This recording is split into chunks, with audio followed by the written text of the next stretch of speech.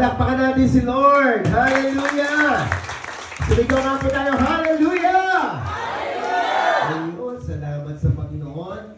Di bali po, matagal pa po ang buhay ko. Pakisabi mo nga sa kanila mo, hindi ka pa mamamatay. Hindi ka pa namamatay. Hindi ka pa mamamatay. Si Pastor Jerry po, kilala si Pastor Jerry? Yes po. Diba? Yung kalbo. Yung kalbo, namatay na. Okay? Si Pastor Marlon, malapit na makalbo. Namatay na rin, ano? Okay, siguro naman po ako'y matagal-tagal pa, no? Dahil medyo may kapal pa naman ng konti, ano? Alam nyo, pinagregalo po sa akin ng ng pampatubo ng buhok. Okay? Sabi niya, Pastor, kailangan humaba ang buhok mo para matagal ka pang mamatay. Pero biro lang naman po yun. Alam nyo, hindi ho natin hawak ang ating buhay. Diyos lamang ang may akda kung kailan tayo uuwi sa Panginoon. Kaya po dapat araw-araw handa po tayo. At kung may pagkakataon na tayo po'y maglingkod sa Diyos, paglingkod natin siya. Amen? Hindi po ito yung panahon na para po tayo manghina. Okay? Alam niyo po, hindi na po uso ngayon yung pagtalikod sa Diyos. Amen? Pakisabi po sa katabi mo, huwag ka nang tatalikod sa Diyos. Huwag ka nang tatalikod sa Diyos. Alam niyo, bawal na rin po mga kapatid ang umalis ng church. Pakisabi sa katabi mo, huwag ka nang aalis ng church. Huwag ka nang alis ng church. Ayan. Huwag na. Kasi baka mamaya biglang dumating ang ating Panginoon, maiwan ka pa, di ba? Okay? Dapat po magpapatuloy na lang tayo kahit na tayo po ay bumabagal paminsan-minsan, pero ang mahalaga, nagpapatuloy po tayo sa ating Panginoon. Amen? Praise God. No? Pakitapik mo ulit yung katabi mo, sabihin mo, tuloy-tuloy lang tayo kay Lord. Tuloy lang tayo kay Lord. Amen. Ang topic po ko po ngayon mga kapatid is Victorious Life with Jesus. Okay? Pakitingnan nyo nga po yung mukha ng katabi nyo. Mukha po bang tagumpay? Ako.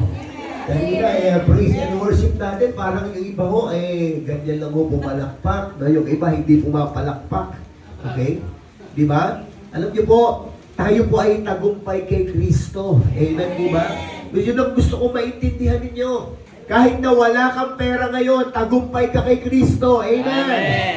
Di ba? Kahit may sakit ka, ikaw ay tagumpay kay Kristo. Amen. Kahit may problema ka, tagumpay ka kay Kristo. Amen.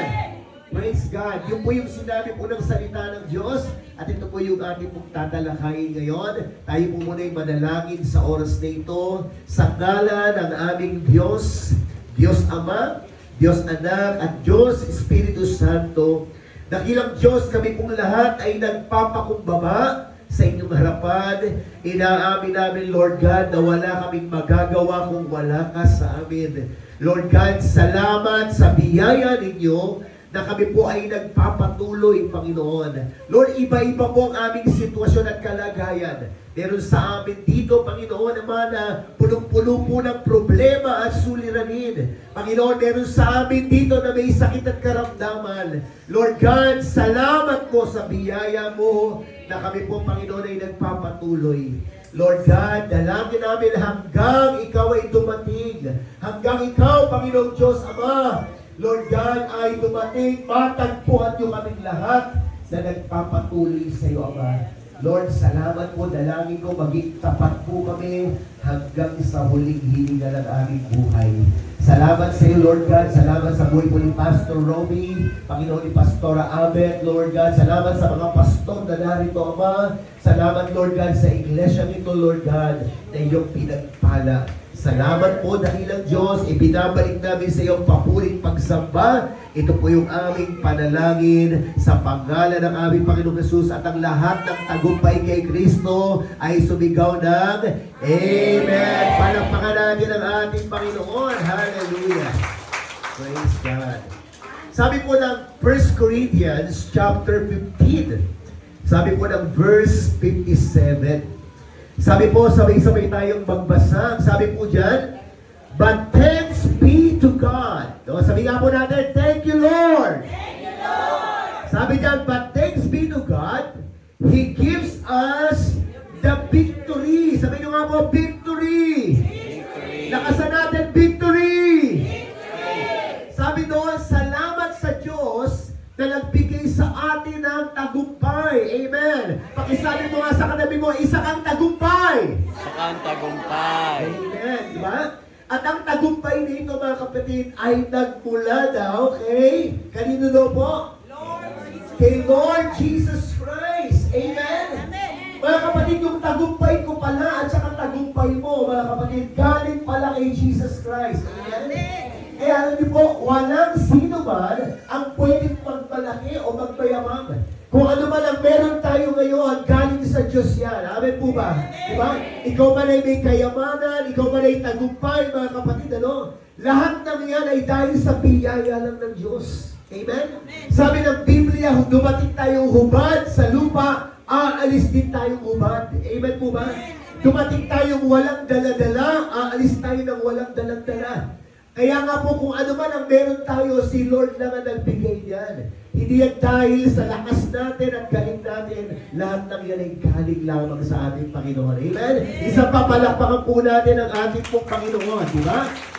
Alam niyo po, gusto ko maintindihan ninyo, lahat tayo, dahil nung tayo po yung nanampalataya kay Jesus Christ, tayo po ay tagumpay na. Kailan ba nagsimula yung ating victory? Tandaan niyo po mga kapatid, our victory begins at the cross of Calvary. Okay, sabihin niyo nga po, krus ng Kalbaryo. Krus ng Kalbaryo. Okay. Our victory begins at the cross of Calvary 2,000 plus years ago. Nung si Jesus po ay namatay sa krus 33 AD. Ngayon po mga kapatid ay 2023 na. Ibig sabihin mga kapatid, mahigit 2,000 plus years ago na nung si Jesus ay namatay sa krus. Amen po ba mga kapatid, ano? Di ba? Yung tagumpay mo hindi ngayon. Okay? Gusto ko maintindihan niyo ha. Yung iba ho kasi, nagsisikap magtagumpay. Mali po. Alam niyo po ba mga kapatid, ang tama, tayo nagsisikap mula sa tagumpay ni Kristo. Amen po ba? Diba? Kung halimbawa, ito po yung cross of Calvary ni Jesus. Nung si Jesus po ay sumigaw ng tetelestai, ang ibig sabihin po ng tetelestai, tapos na. Amen? Sabihin nyo nga po, tapos na. Diba? Sumigaw siya ng, it is finished. Ang ibig sabihin po nun, tagumpay na. Alam niyo ba mga kapatid, ang tetelestai ay ginagamit po ng mga sundalo. Meron po bang sundalo dito sa atin? Ha? O mga naging sundalo. Okay, ang isang sundalo, kapag siya po ay pupunta sa misyon, bibigyan po siya ng tinatawag na mission order. Okay? Yung sundalo po ay aalis, pupunta po sa field, at siya po mga kapatid, gagawin niya yung kanyang misyon. Pagbalik po niya ng ilang panahon, babalik siya sa kanyang commanding officer, at siya po ay magre-report at sasabihin niya, tetelestai! Ang ibig sabihin po ng tetelestai, mission accomplished. Sabihin nyo nga po, mission accomplished. Kaya si Jesus, nung nakapako sa krus ng Kalbaryo, hindi lang siya basta-basta namatay. Jesus Christ was reporting to His Father. Kasi bumaba si Jesus dito kasi may mission siya. Amen po ba? At nung siya po ay namatay, mga sa krus ng Kalbaryo, sumigaw po na siya at sabi niya, mission accomplished. Tetelestai. Amen po? Kaya alam niyo mga kapatid, hindi lang po si Jesus namatay na walang kahulugan. Namatay siya dahil tinapos niya yung pinapagawa sa kanya ng Panginoon. Amen? Kaya ikaw kapatid, sabihin mo sa kanila mo, huwag ka mo nang mamamatay. Mamamatay. Hanggang hindi mo nagagawa ang mission ni Lord sa iyo. Lord sa iyo. Kaya nga po mga kapatid, ang sabi po dyan, Jesus has won our victory. Amen. Ako ay tagumpay hindi dahil magaling ako. Tayo ay tagumpay hindi dahil sa mahusay tayo. Tayo ay nagtagumpay dahil kay Kristo. Can I hear amen? Mga kapatid, ang sabi po dyan, sabi po, hence, we are not called to win the race, but finish the race because Jesus has won the victory. Amen? O makinig po kayo mga pastor. Pagka ikaw, pastor, mga pastor, pag sa sarili mo lang, ang pangarap mo, ang simbahan ay lumaki. Hindi naman masama. Pero kung sarili mo lang yan, at ang isip mo lagi ay makipagkompetensya, alam niyo po ba, madi-disappoint ka. Kasi sa ministry ng Panginoon, hindi pagalingan. Pwede ba ako makarinig ng amen? Amen. Sa ministry ng Panginoon, hindi po palakihan ng church. Can I hear amen? Diba? Hindi rin po pagandahan ng simbahan. Hindi po yun ang pinag-uusapan. Marami kasing isip ng mga tao gustong laging mauna. Ang isip nila mauna. Nakita niyo po yung mga sasakyan, laging nakikipag-unahan. Tama po ba? Tayong mga magulang, pinapalaki natin yung mga anak natin. Anak, kailangan maging matalino ka. Kailangan may honor ka. Para pagka nakagraduate ka, mataas ang grade mo, may maganda kang trabaho, mataas ang sweldo mo. Ang isip natin lagi makipagkompetensya, makipagpagalingan. Kaya napansin niyo po mga kapatid, maraming mga tao ngayon disappointed, depressed. Bakit? Kasi laging may mas magaling sa atin. Laging meron pong mas maganda kesa sa'yo. Laging may mas gwapo sa'yo. Kasi po mga kapatid, hindi yun ang calling natin. We are not called to win. Hindi tayo tinawag para manalo. Ang panawagan ng ating Panginoon, ang sabi diyan, we are called to finish. Amen. Pagka ang alam mo ang panawagan mo, tapusin mo yung laban mo, hindi ka makikipag-unahan. Halimbawa, tumatakbo tayo na sabay-sabay. Hindi ko kinakailangan mauna para sabing magaling ako. Tandaan nyo, si Jesus na yung nauna. Siya na yung tagumpay. Amen. Tinawag lang ako ng Panginoon para tapusin. At alam niyo po ba, hindi to tayo paunahan. Amen po ba? Hindi kami nandito mga kapatid para husgahan ang ministeryo po ninyo. Iba-iba po tayo, alam nyo, pagharap natin sa Diyos, hindi naman sasabihin ng Panginoon, welcome, my good and successful pastor. Yung ba yung sasabihin? Anong sasabihin ng Panginoon? Welcome, my good and wealthy Christian. Yung ba? Anong sasabihin? Welcome, my good and faithful servant. Amen ba? Palapakan natin ang ating Panginoon. Hallelujah! Kaya alam nyo mga kapatid, burahin na natin sa isip natin yung pagalingan. Wala pong pagalingan sa pastor. Amen! Sino lang ang magaling? Jesus. Mahina. Sino lang ang magaling? Jesus. Si Lord lang. Mga pastor, burahin na natin sa isip natin yung pagalingan, paunahan. Ang hinahanap ng Panginoon sa atin, katapatan natin. Amen. Ikaw man ay nasa bundok, ikaw man ay nasa city, ikaw man ay nasa liblib na lugar, ang mahalaga, ginagawa mo ng may katapatan, yung pong pinapagawa sa iyo ng ating Panginoon. Amen? Amen. Palapakan natin ang ating Diyos. Hallelujah! Amen? Kasi minsan yung isip ng mga pastor, pagalingan, paunahan.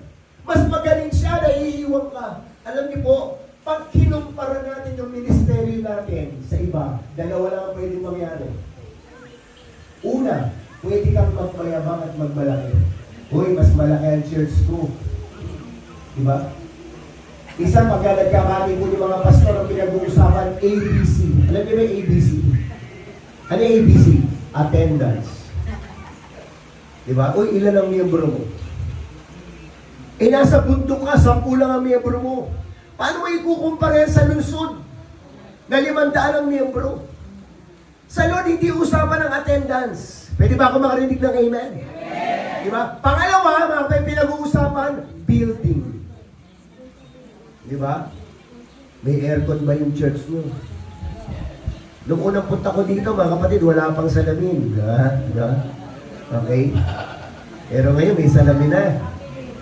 Diba? Nung nagpunta kasi ako dito, dinedicate po natin yung yung parsonage, no? Binigay. Amen, no? Tapos po, wala pang aircon. Wow, may aircon na, oh. Okay? Pumunta po ako sa isang church, talagang yung mga miyembro nagpapaypayan. Tinanong ko, mainit ba? Opo, pastor. Okay, tatanungin ko kayo, mainit ba? Opo, pastor. Sagot naman kayo, mainit ba? Ang hina naman. Di ba naalala nyo? Kung naalala nyo lang ha, yan din yung tinanong ko sa inyo noon. Di ba sabi ko, mainit ba? Okay? Tapos pangalawa sabi ko, bibili tayo ng aircon. Ako, wala nang nag-amen. Pero ngayon may aircon na. Kulang pa. Di ba? Dagdagan natin yung aircon. Ayun. Di ba? Pagbalik ko ha. Okay? Tingnan nyo ha, mga pastor, mga church. Ang pinagmamalaki na ngayon ng mga membro, attendance. Di ba? Naku, ganyan sa Maynila. Lalo-lalo na yung mga malalaki ang church. Tapos yung building nila malalaki. Okay? Ano yung letter C? Ha? Cash. Magkano offering nyo? Naku, grabe. Di ba? Eh kung nasa bundok ka, magkano lang ang offering doon? Di ba? Nakita nyo, kung ikaw yung pastor, lagi mong kinukumpara yung sarili mo, pwede kang magmayabang. Kung marami kang attendance, maganda building mo, maganda ang cash offering nyo. Pangalawa pwede mangyari, maaawa ka sa sarili mo. Amen. Dahil ang pakiramdam mo, sa amin, konti lang ang attendance, hindi maganda ang church building, konti ang offering. Pero may good news ako sa inyo mga kapatid. Hindi po sinusukat ng Diyos yung ating paglilingkod sa mga bagay na yan. Diba? Sinusukat ng Panginoon ang ating paglilingkod ayon sa ating katapatan sa Kanya. Amen, diba? Amen. Palapakan niya ho natin ang ating Panginoon. Hallelujah! Can I hear hallelujah? Diba? Kaya kapatid, mga pastor, wag na tayo magpagalingan, mapapagod tayo. Laging may mauuna sa atin. Gawin lang natin na may katapatan yung pinapagawa ng Lord. Amen? Diba? Sabi po, finish the race. Amen? Diba? Yung ating senior pastor, si Pastor Marlon, natapos niya na yung takbuhin niya. Ikaw, buhay ka pa. Pastor Felipe, meron ka pang misyon kasi hindi ka pa kinukuha ni Lord. Amen? Hanggat hindi pumapantay yung ating paa sa lupa, may pinapagawa pa ang Diyos. Amen. At ang gusto niya gawin natin ang may katapatan. Amen po ba? Palapakan natin ang ating Panginoon. Praise God, no? Kaya anong sabi po ng Romans chapter 8, verse 37? Gusto ko po, sabay-sabay tayong magbasa, ha? 1, 2, 3, go! No, in all these things, we are more than conquerors through Him who loves us. Sabihin nyo nga po, more than conqueror. More than. Pakisabi mo sa kanabi mo, tapikibig kanabi mo, you are more than conqueror. You are more than conqueror. Bakit kaya binanggit yung more than? Pwede namang you are a conqueror. Pero ang ginamit ko, more than conqueror. Diba? Okay, may papakita akong picture. Kilala niyo po ba yan? Sino yan? Manny Pacquiao. Okay, siguro naman walang hindi nakakakilala kay Manny Pacquiao. Si Manny Pacquiao po mga kapatid, 8th Division World Champion. Tama? Ang tawag sa kanya, conqueror. Amen? Di ba? Si Manny Pacquiao nakipagbugbugan, nakipagbasagan ng muka. Tama po ba? Okay? Lumalaban si Manny Pacquiao, sinasaktan yung sarili. Bugbog sarado. Pero mga kapatid, no, ipapakilala ko sa inyo. Pakita natin yung next picture. Okay? Sino po yan? Jinky Pacquiao. Sino yan? Jinky. Si Jinky Pacquiao. Ang tawag sa kanya? More than conqueror. Okay? More than Conqueror. conqueror. Si Manny Pacquiao, ang tawag sa kanya, conqueror. Kasi nga siya po yung nakipagbugbugan. Siya po yung nakipagbasagan ng mukha. Pag nanalo si Manny Pacquiao, ibinigay sa kanya yung $1 million na kanyang panalo. Ibibigay niya sa asawa niya. Di ba? Kaya si Jinky Pacquiao, More than. ano tawag sa kanya? More than conqueror. Amen ba mga kapatid? No? Sana naiintindihan nyo ha. Hindi naman tayo pinako sa krus. Hindi naman tayo ipinarusahan. Si Jesus ang tumanggap ng lahat. Diba? Pakita natin. Ang tawag kay Jesus, conqueror. Pero ikaw ang tawag sa'yo, more than Conqueror. conquerors. Amen? Di ba? Okay, sino dito yung mga mister? Taas ang kamay, mga mister. Ayan, okay? Tandaan nyo, mga mister. Sa bahay, ikaw ang conqueror. Pero si Mrs. ang... More than Ayan. conqueror. Di ba? Kasi ikaw ang naghahanap buhay. Di ba? Ibibigay mo yung sweldo mo kay Mrs. More than conqueror. Amen ba? Amen ba, mga kapatid, no? So, si Jesus yung conqueror. Tingnan nyo itong dalawa na to. Ayan, no? Okay, si Pastor Jerry, yung kalbo, at yung medyo nakakalbo. Okay? More than conqueror. Bakit po? Nag-i-enjoy na sila. Amen po ba, mga kapatid? No? Intindihan nyo na ba? Mga pastor, ang church hindi sa atin. Sino may-ari ng church? Jesus. Si Lord. Hindi natin pwedeng angkinin. Amen po. Di ba? Kasi minsan inaangkin natin yung gawain, hindi yung sa atin yan. Tama. Si Lord yan. Pinagkaniwala lang ng Panginoon. Amen po. Ako po ay 14 years nagpastor sa Manila. Ako po ang local pastor ng Journey Church Manila for 14 years. Pero noong November last year, inutusan ako ni Pastor Marlon pumunta sa Cavite. Iniwan ko ang Manila, pumunta po ako ng Cavite. Ngayon po, 1 taon na po ako sa Cavite. Di ba? Eh kung ako po, mga kapatid, mali ang isip ko, pwede ko sabihin kay Pastor Marlon, Pastor, bakit mo ako dadalhin sa Cavite? 14 na taon na ako nagpapastor dito. Okay na ako. Pero kapatid, hindi yung akin ang ministry. Amen? Kasi ang totoong lingkod ng Panginoon, hindi niya aangkinin yung bagay na pinagkatiwala lang sa Kanya. Amen po ba? Amen. Sa Diyos yan eh. Pinagkatiwala lang ng Panginoon. Amen po ba, mga kapatid? Nakita nyo, kahit anong hawak mo sa isang gawain, pag sinabi ni Lord, uuwi ka na, uuwi ka na. Amen. Amen po. Di ba? Kasi sabi ng Biblia, ang Diyos ang nagtataas, ang Diyos ang nagbababa. Ang Diyos ang nagbibigay, ang Diyos din ang kumukuha. Amen? Amen po ba, mga kapatid? Okay? Kaya tayo naglilingkod tayo sa Panginoon, sa Kanya yan. Parang meron tayong garden. Sabi sa akin ni Pastor Romy kanina, yung bahagi ng lupa doon, dati meron siyang mga hayupan. Okay, hindi kahayupan, ano? Hayupan lang. Di ba? Dati may alaga sa doon. Kaya lang, sinabi na ng may-ari, gagamitin na. Ganon din po ang ministry. Hindi sa atin yan.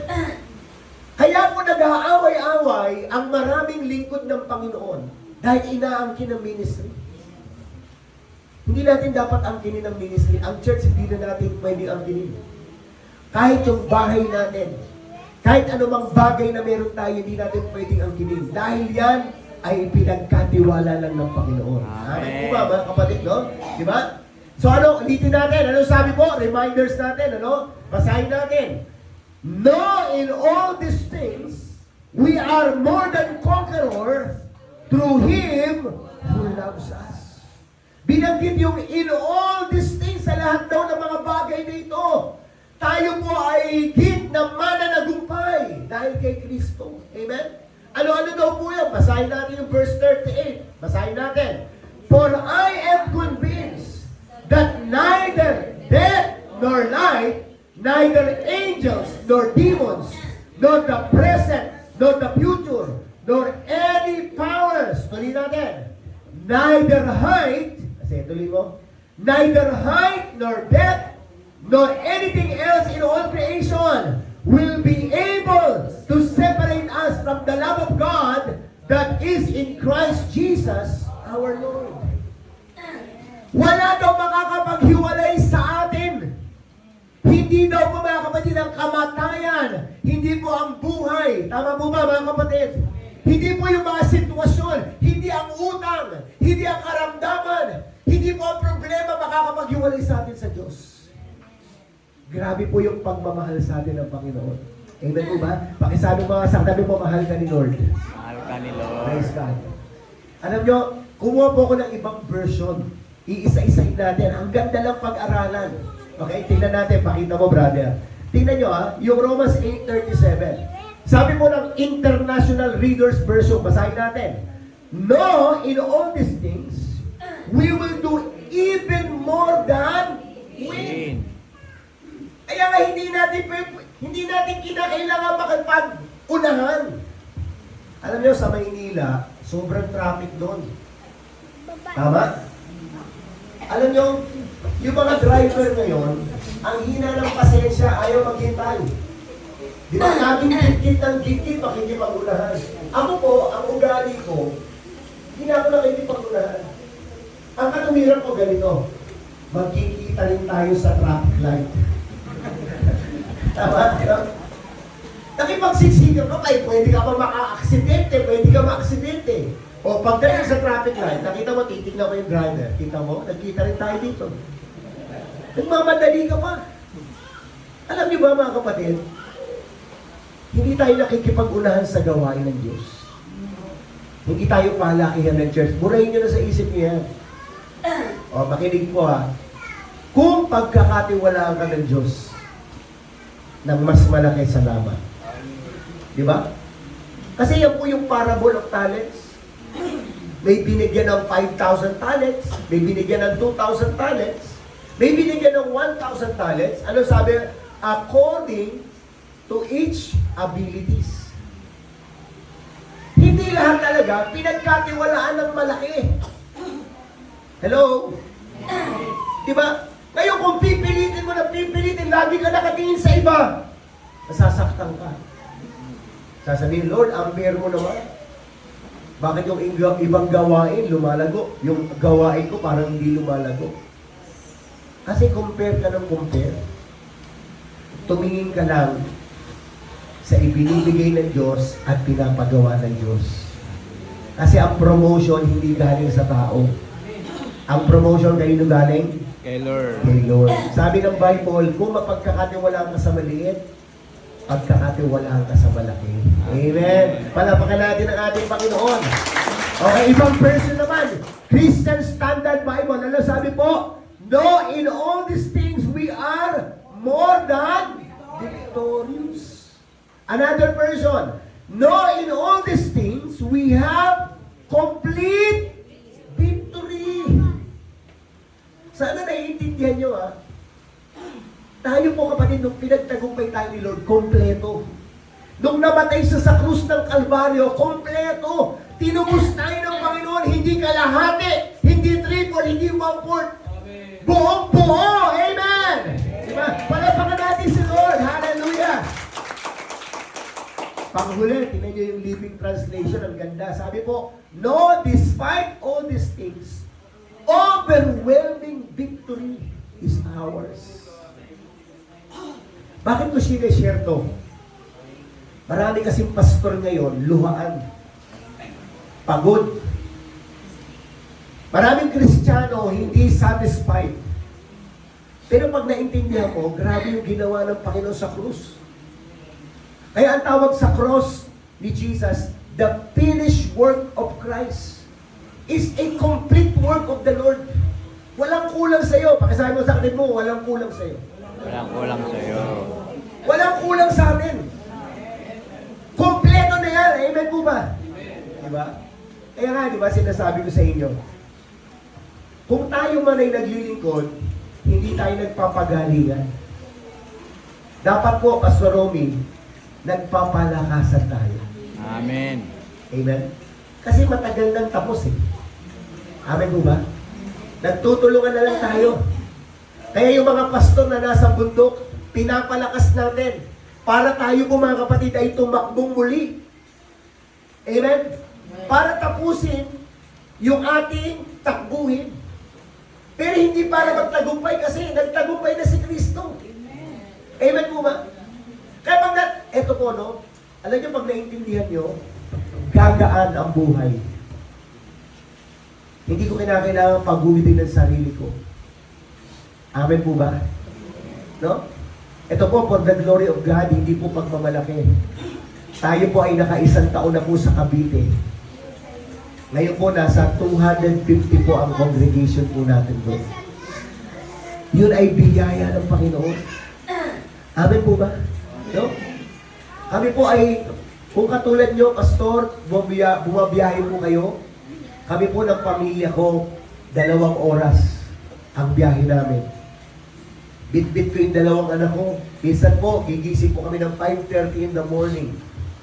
Gigisingin ko na yung mga anak ko kahit na gusto pa nila matulog. Yung bunso kong anak, bubuhatin ko pa yun papunta sa CR para paliguan. Kasi hindi pa nila naiintindihan dahil bata pa sila. Pagdating sa sasakyan, matutulog po yung mga yun. Tapos sa labas na po kami magbe-breakfast. Paborito po nilang gawin pagka linggo ng umaga, mag-drive-thru sa McDo. Okay, ganun kami. Tapos tutulog ulit yan. Ganun po. Pero alam nyo, biyaya ng Panginoon, masaya po kami. Hindi kami napapagod. Kasi hindi po namin kinakailangan pagurin ang aming sarili. Dahil alam ko, si Jesus ay nagtagumpay na. Amen po ba? Ang dapat ko lang gawin ko lang yung pinapagawa ng Diyos. Amen. Nang merong kagalakan sa aming mga puso. Amen po ba? Panapakanyaw natin ang ating Panginoon. Praise God, no? Praise the Lord. 3 important truths. Ito po yung ipapabaon ko sa inyo. Okay? 3 important truths about our victory in Christ. Number 1, gusto ko sabihin sa inyo, mahal ka ng Diyos. Okay? Pakisabi mo sa kanila mo, mahal ka ni Lord. Mahal ka ni Lord. O mga kabataan, kung kayo ay bibigyan ng libre na operasyon para baguhin ang inyong sarili, okay? Papayag ba kayo? Halimbawa, o-opera po kayo ng libreng pagpapatangos ng ilong. Yan. Okay, papayag ba kayo? Ha? Libre naman eh. Ha? Bigay ni Lord yun na. Pero kung isang young people, nakatira po sa tribo. Okay? Ito po mga kapatid ay Dumaga tribe. Okay? Lahi po ng mga Aita. Eh, itong bata na to, buong buhay niya, wala siyang ibang panalangin, 2 lang. Sabi niya, Lord, payamanin mo ko. Pangalawa, pahabain mo ang buhay ko. Araw at gabi, yun ang prayer niya. Hanggang mag-high school siya, mag-college, yung pa rin ang prayer niya. Pagka-graduate niya, nagtatrabaho na, kumikita na, tapos nagtayo ng negosyo. Yung pa rin ang prayer niya, Lord, payamanin mo ko.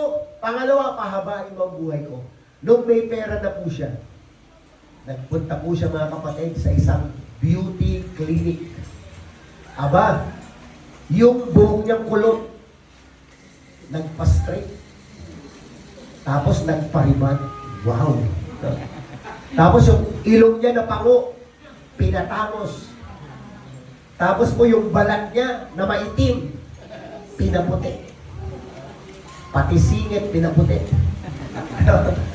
Eto na ngayon, flawless na. Tapos po, namili ng damit na mga magaganda. Nung magandang-maganda na siya, naka-blonde, tangos ng ilong, ang puti ng kulay, ang ganda ng damit, sapatos. Nako, naglakad po sa Ayala Avenue, Makati. Talaga naman habang naglalakad, hindi niya nabasa, nakalagay doon, no jaywalking. Tumawid, nasagasaan, patay. So, ngayon, humarap po siya kay Lord. Sabi niya, Lord, buong buhay ko, 2 lang ang prayer ko. Payamanin mo ko, pinayaman mo naman ako. Di ba yung pangalawang prayer ko, pahabain mo ang buhay ko? Bakit naman namatay ako kagad? Bigla siya tinignan ni Lord. Naku anak, pasensya ka na. Hindi kita nakilala. Binago. Okay, pakitingnan nyo nga yung tabi mo, baka hindi nakilala ni Lord yan. Hindi, joke lang naman, no? Okay, alam niyo po, ito mga kabataan, ha? Ako po, lumaki po ako sa isang pamilya. Ako po pinakamaitim sa amin. Grabe. Alam niyo ba na lumaki po ako, ang baba ng self-esteem ko. Kasi pag pinapalo ako ng tatay ko tsaka nanay ko, sasabihin ng mga kapatid ko, ampon, ampon. Lumalaki po ako na ang tingin ko sa sarili ko, ampon lang ako. Okay? May pagkakataon pa nga, lumayas po ako sa amin. Pero kunwari lang. Kunwari lang. Kasi, alam niyo yung drum na bakal? Yung drum, no? Na lata. Nagtago po ako doon. Tapos meron pong, yung, ang tawag dyan, yung lagayan ng labada. Okay? So ngayon, tinakpan po yun. Nandun ako sa loob. Nagtatago lang ako. Alam niyo ba, buong maghapon nila ako hinahanap. Naririnig ko yung kwentuhan nila, nasa na si Dennis, ganyan, ano. At alam niyo mga kapatid, sinusuntok ko po yung lata, yung drum. Kasi nga, lagi ako tinatawag ng mga kapatid ko, ampon, ampon, no? Alam niyo po mga kapatid, no, maghahapon na, nakatulog po ako, tapos bigla ako nagising. Ang sabi po, narinig ko yung boses, ampon, ampon, ampon, no? Kasi naangat po nila yung planggana, nakita nila ako sa loob. Ampon, ampon, hindi pa rin nagbago. Ampon, ampon pa rin. Alam niyo ba, lumalaki po ako, pakiramdam ko sa sarili ko, pangit ako. Na yung kulay ko ay hindi maganda. Pero alam niyo, salamat. Kasi, nung nakilala ko si Jesus, ang Biblia pala nagsabi, mga kapatid, na mahal ako ng Panginoon. Amen. At alam niyo po, hindi ko kinakailangan palitan ng kulay ko, hindi ko kinakailangan palitan ng itsura ko. Kasi sa paningin ng Diyos, tayo po ang kanyang pinakamagandang nilikha. Amen, di ba? Palapakan natin ang ating Panginoon. Di ba? Alam niyo ba, mundo lang ang nagsabi na pangit ka. Mundo lang ang nagsabi na kulang yung ilong mo. Mundo lang ang nagsabi, kapatid, na yung kilay mo, kapatid, ay hindi maganda. Di ba? Mundo lang ang nagsabi. Alam niyo, ang daming kabataan ngayon nabubuhay sa insecurities. Tama? Pero pag naintindihan niyo, ang number one audience natin, walang iba kundi ang Diyos. At ang Diyos, hindi tayo hinuhusgahan kung anong itsura natin. Mahal tayo ng ating Panginoon. Alam niyo, pinalaya ako ng Panginoon sa insecurities. Pinalaya ako ng Panginoon, mga kapatid, sa low self-esteem. Hindi kailangan. Kaya kung meron dito, kapatid, na tingin mo sa sarili, mapangit ka, nang mababa ka, hindi totoo yan. Dahil ikaw ay mahal ng Panginoon. Amen? Palapakan natin si Lord. Hallelujah! So dahil mahal ka ng Panginoon, God wants the best for you. Anong sabi po? Romans 5:8, but God shows His love for us in that while we were still sinners, Christ died for us. Mga kapatid, nung naisulat po ni Pablo yan sa Romans, about 400 AD, alam niyo po ba mga kapatid, pakinggan niyo po ako, hindi ka pa pinapanganak, si Jesus, binayaran na yung kasalanan mo. Amen. Si Jesus namatay na para sa iyo. Amen? Di ba? Hindi pa tayo pinapanganak. Pinakita na ni Lord yung pagmamahal niya sa atin. Tapos ngayon malulungkot ka. Tapos ngayon mawawalan ka ng gana. Kapatid, mahal na mahal tayo ng Panginoon. At alam niyo, gusto niya pinakamainam para sa iyo. Sabi mo nga sa kanya, gusto ni Lord the best para sa iyo. Amen? Palapakan natin ang ating Panginoon. Praise God, no? Number 2, God is all-knowing. God never commit mistakes. Mga anak, minsan ba sumasagi sa isip mo, Lord, bakit dito pa naging magulang ko? Bakit dito ako pinanganak? At minsan yung mga magulang din, siguro sinasabi ng mga magulang, Lord, bakit ito pa naging anak ko? Di ba? Parehas lang. Pero gusto ko sabihin sa inyo, God is all-knowing God. Alam niya kung ano nangyayari sa atin. Amen? Okay? Pakinggan niyo po ito, ha. Meron pong pinagkaiba yung hand of God. Sabi niyo nga po, hand of God. Hand of God. Pag sinabi natin yung hand of God, ito po ay may kinalaman sa act of God. Yung pag nag-pray ka, gusto mo sasagot ka agad si Lord. Gusto mo ng pera, magbibigay si Lord. Gusto mo ng kagalingan, paggagalingin ka ng Panginoon. That is the hand of God. Okay? Pero, meron pang isa. Ito po yung tinatawag natin the mind of God. Sabi ko nga po, mind of God.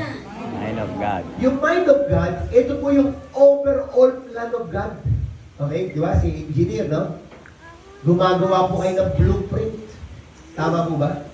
Okay? Ang paggawa ng isang building, hindi naman buo kagad yan. Phase to phase po yan.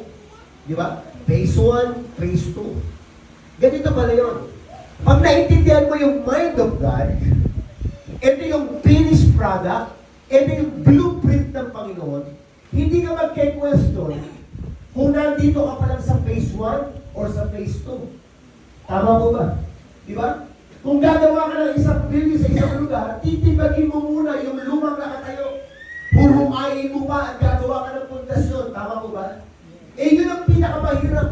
Sa buhay natin, may mga pangyayari, may mga inaalis sa Diyos, may mga nililinis ng Panginoon. Amen. Ngayon, kung sa problema na yun, nagre-reklamo ka kagad kasi ang iniisip mo kagad yung hand of God, gusto mo may sagot kagad, gusto mo dumating kagad yung pagpapala. Pero pag naintindihan mo pala yung mind of God, hindi ka magtatampo. Ang iisipin mo, Lord, alam ko, hindi ka pa tapos. Alam ko, Lord, may ginagawa ka. Amen? Sino po naniniwala? Yung plano ng Panginoon ay maganda. Amen? Diba? Palapakan natin ang ating Panginoon. Diba?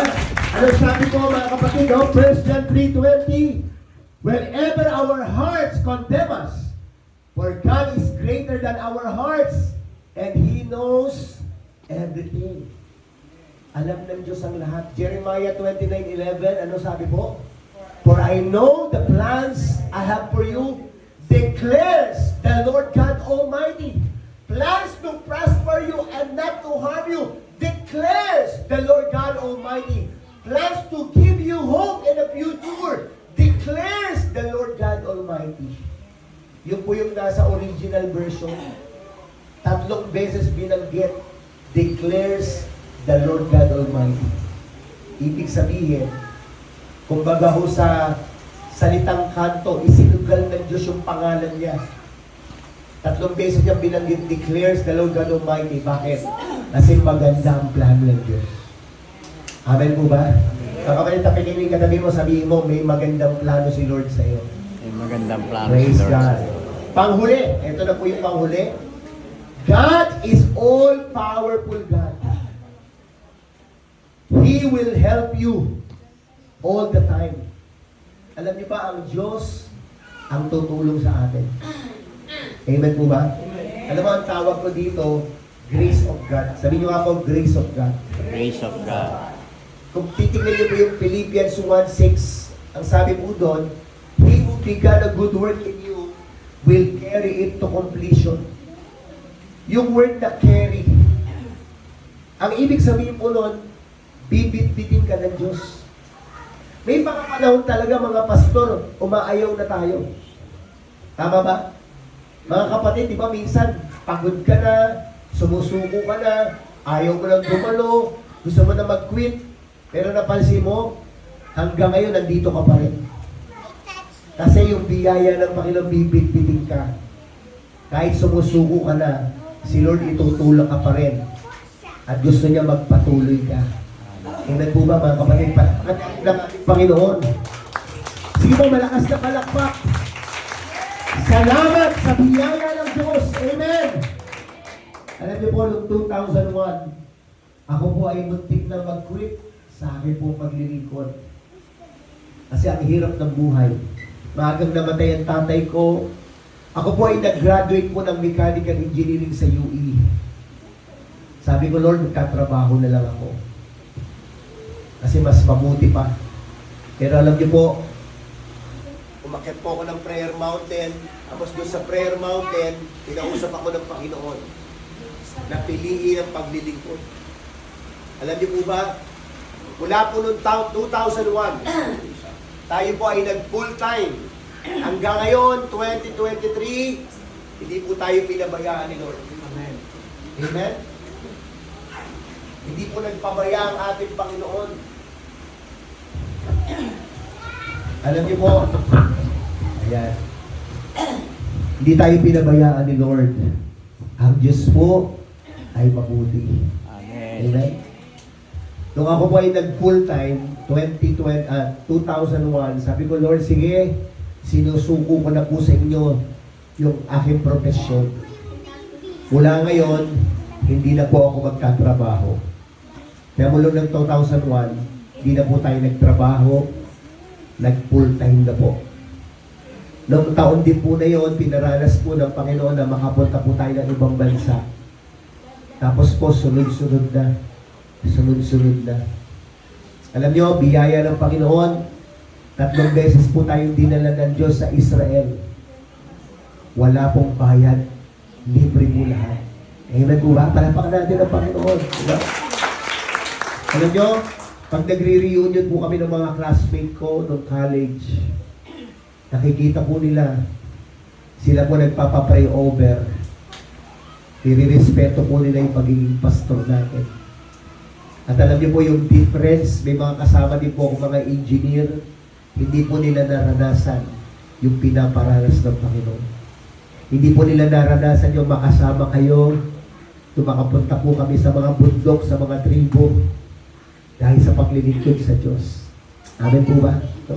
Ang sarap maglingkod sa Panginoon. Amen?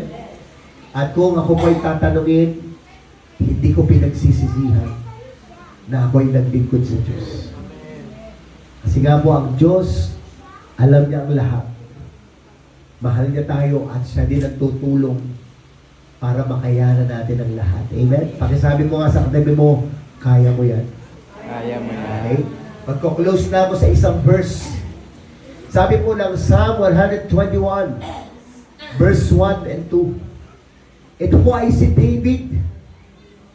Si David po ay nagkaroon din po ng takot at pag-aalinlangan sa kanyang puso. Sabi niya, I lift up my eyes to the mountains. Where does my help comes from? Ang pakiramdam po ni David, yung kanyang mga problema ay kasing lalaki at kasing tataas na mga bundok. Sino po sa inyo dito, kapatid, ang umaharap ka sa gabundok na problema? Diba? Yung description po ni David doon sa kanyang hinaharap ay mga mountains. Kaya po napatanong siya, sabi niya, Lord, kanino ako hihingi ng tulong? Where does my help comes from? Ikaw ba nandiyan ka sa sitwasyon na yan na parang ang bigat-bigat ng problema mo at minsan tinatanong mo, kanino ako hihingi ng tulong? Saan ako hihingi ng tulong? Si David po, dumating po siya. Sabi niya, where does my help comes from? Ang lalaki ng aking problema. Alam niyo po mga kapatid, yung kanyang mga anak, hinahanting po siya. Gusto siyang patayin. Sarili niyang pamilya nagkagulo-gulo. Yung isang anak niya ni-rape, yung isang anak niyang babae. Si Absalom, mga kapay, hinahanting siya. Si Absalom, pinatay yung kanyang sariling kapatid. Isipin niyo po yan. Sabi ni David, habang nakaharap siya sa bundok ng mga problema, sana ko hingi ng tulong. Pero alam niyo, sabi niya, nung siya'y tumingala nga po kayo. Diba? Nung tumingala si David, anong sabi niya? My help. Sabi niyo nga po, my help. My help. Nakasan natin, my help. Anong sabi po? Comes from the Lord. Sino po yun? The maker of heaven and earth. Wow! Amen! Yes, may kabundok sa problema. At hindi niya alam kung saan siya hingi ng tulong. Pero kapatid, nung tumingin siya sa Diyos, ang sabi niya, my help comes from the Lord, the maker of heaven and earth. Amen po ba? Kapatid, gusto ko sabihin sa inyo, ang Diyos na lumikha ng langit at lupa, iyon ang tutulong sa atin. Amen po ba? Palapakan nga po natin ang ating pong Panginoon. Praise God! Hallelujah! Amen! Pakisabi mo nga sa kanabi mo, tagumpay tayo kay Kristo. Tagumpay tayo kay Kristo.